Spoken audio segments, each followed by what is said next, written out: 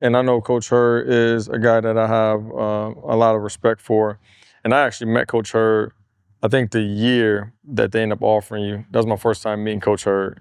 And we've built a strong enough relationship since then. But anytime that I think, as a parent, trainer, coach, anybody that's actively involved with players and you are, going through the process with them, you always want them to know, you always want to know that they're in the hands of somebody that is going to do right by them. And I've been in the game for so long, you get people that recruit well and they're not so great with relationships. You got people who have great relationships who don't necessarily have to recruit. You have people who can do both.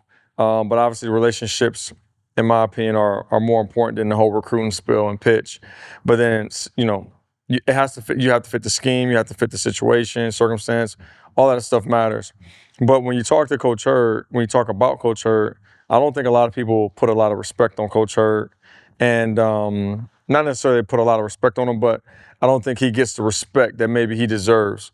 And I know he was at Ole Miss at one point where he had, I think it was A.J. Brown, those caliber players. And I don't know, I think he recruited them. I can't recall, but I know he was there around that group of players that was there. And I didn't find that out until this past spring, where we had a player go up there on a visit, and he doesn't talk much about himself. You can tell he's focused solely on the growth and development of the player. So in your relationship with him during recruiting, how did his relationship with you, or how did that stand out compared to everybody else? He was definitely pushed for me recruiting hard. He was sending me a lot of mail, calling me like 2 times a day, checking up on me. Like it's crazy because like they offered me, and I didn't know that they offered me until the offer day came out in August or whatever. And they sent it to me. I posted it and stuff. I'm like blessed and stuff. And then they was like, "We've been offered you back in June. So like, what's going on?" I'm like, I never was noticed.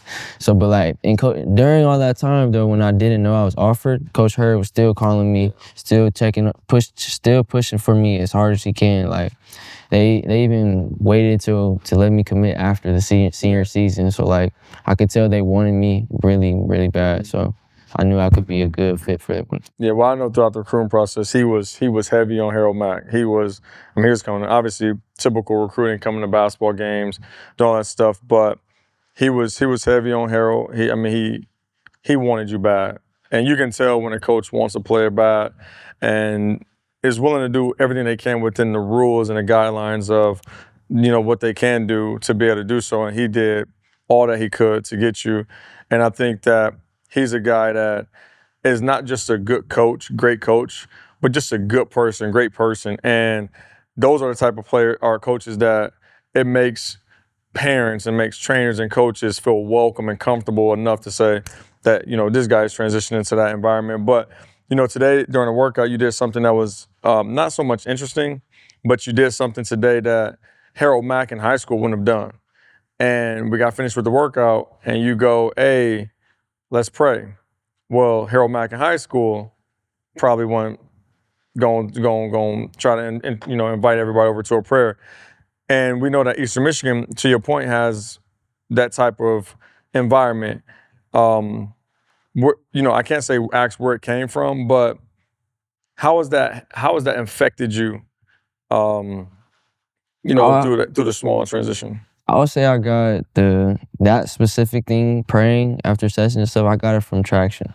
Oh, you did? You just didn't do it in high school? Listen. Okay. I got it from Traction. After every session, we would do a quick prayer, make sure everybody get home safe and stuff like that.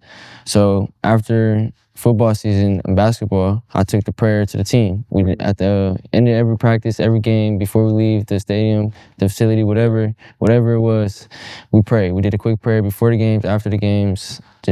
We did a prayer. So I brung it to the team, like, let's pray for a good season.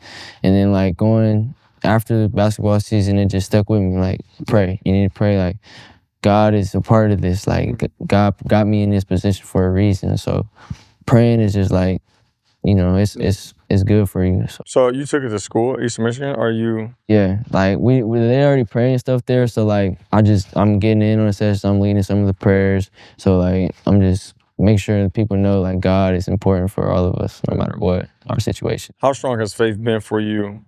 And how much have you activated faith since you've been at an environment such like Eastern?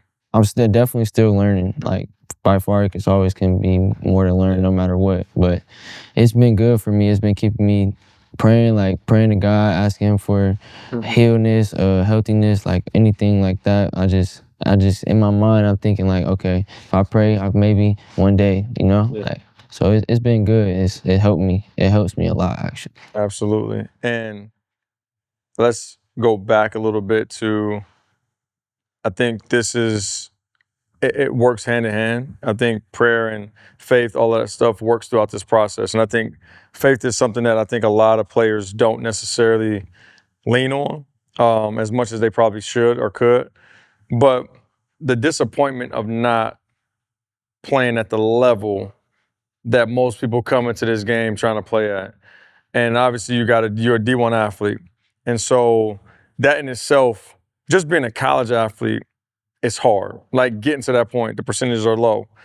But for you to get to D1, and yeah, it may not be the SEC or Big Ten, but you're in the MAC and you're playing at a D1 school, how did you handle I don't want to call it disappointment, but how did you handle the adjustment of not getting to that goal of those bigger, conferences? Yeah, God helped me. He put me here for a reason. So like me doing this podcast right now is for a reason. So me going to Eastern Michigan, I know it was all part of my story, my process, my plan. Just it was. I mean, yeah, I felt a little like, okay, I should be up there because I put in the work for it. But like, it's it's just like God put me here for a reason. So I can't be mad at it. I'm still blessed at the end of the day. Like blessed to be a Division I athlete. Not everybody can say that they went D1. Like I'm blessed to be able to say I'm at a D1 school and got the opportunity to play as a freshman, true freshman. How do you? And this is going to be a question that I'm asking because I know you. I know your situation. I've talked to Mom, Uncle Steve, Aunt about it. How do you, as a young man who have been through what you've been through, how do you keep this optimistic mindset? How do you navigate through everything when you come from not a situation where it's the worst situation, but you've came through some real struggles? How do you keep this optimistic mindset? The people around me, the people in my circle, make sure they motivating me, pushing me to be the best person I can be. Like the people who are surrounded at Attraction, it was nothing but other D1 athletes getting offers. You, good person to be up around. Like no matter what it is, on the field, off the field, training, not training, out of town, in town, no matter what it is. Like just the people around me, seeing what people decisions would make them do. Like. Yeah. Jail, death, like stuff like that. Like some of my friends passed, some of my people in jail. So like I don't want to be there. I want to live my life. I want to enjoy life. So like knowing that I can change my family financial situation by far is the 100% ultimate goal.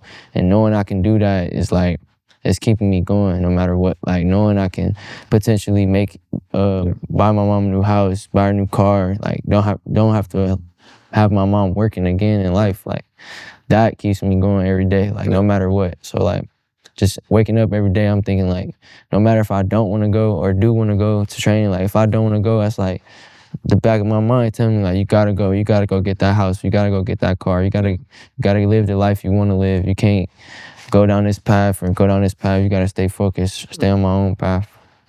You had I wouldn't say a scare, but you had a challenging transition period from high school to college academically. Yeah. And I want to talk about that because I think a lot of times players and student athletes, as what we should call them, is what they are, they don't really, when you put the athlete in front of the student and you prioritize that, academically you can see the suffering that does happen or the struggle that does happen, and you don't really pay attention to it until it matters, not realizing that it mattered the whole time. Talk talk about that situation because you were, I remember hitting you up like, yo, what's going on? Where you been at? And you were going through it from that standpoint. So you at Eastern now, so you can talk about what really happened. Freshman year, after football season, I fucked off. I just stopped caring. I was still finding myself, like I was saying, just not really hanging around the right people, doing wrong stuff. And then once I got on varsity, it's like, okay, grades need to get better. Obviously, like can't go to college without grades. So sophomore season, I stepped it up a little bit, but I was still a little slacking, just a little bit. Like, I'm sorry, I'm gonna brush that off. Procrastinating really a lot, throwing things off the last minute. Just like, and then once I didn't realize it until like my GPA dropped. My GPA dropped from like 2.8 to 2.9 or something like that. It dropped from that to a 2.4. So NCAA was 2.5, obviously. So around the time where things started to get real, I was behind. I was always taking summer school, making up classes throughout each summer. So I did summer school 3 summers, because I was messing around. Like I wasn't, but I was making up classes from those past days, like freshman year, so 8th grade. So like, academics is probably more important than the crafting, than the training, than all that stuff. Cause like I almost didn't make it. Like I almost wasn't gonna be at Eastern. So like I definitely picked up on it junior year. By far, junior year I had a good year. Lowest grade was a C+.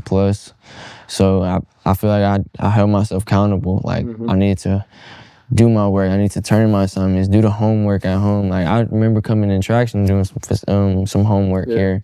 So like just making sure I was getting all my stuff done, and then like just staying focused really. And then senior year, I only had 2 classes, so it wasn't that hard. If I failed, I was tripping. Yeah.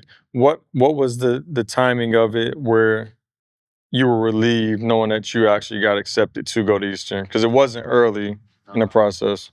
So spring game happened and everybody went up there, and we supposed to be doing all of our stuff, physical, doing everything else. And everybody's over there doing everything, and I gotta wait because I need to do special admissions because of my GPA, my grades from the previous year. So maybe once I finally got accepted, it was after the spring game, maybe closer to the end of school year. So like, I don't really remember what month or not, but it was towards the end of the school year, my senior season, closer to before I was actually finna go up to Eastern, my return time. So yeah, once I got accepted, I did a special admissions. I had to write a paper. I had to get some reference papers and stuff like that, and then I sent them off, and they liked it, and yeah, they accepted me.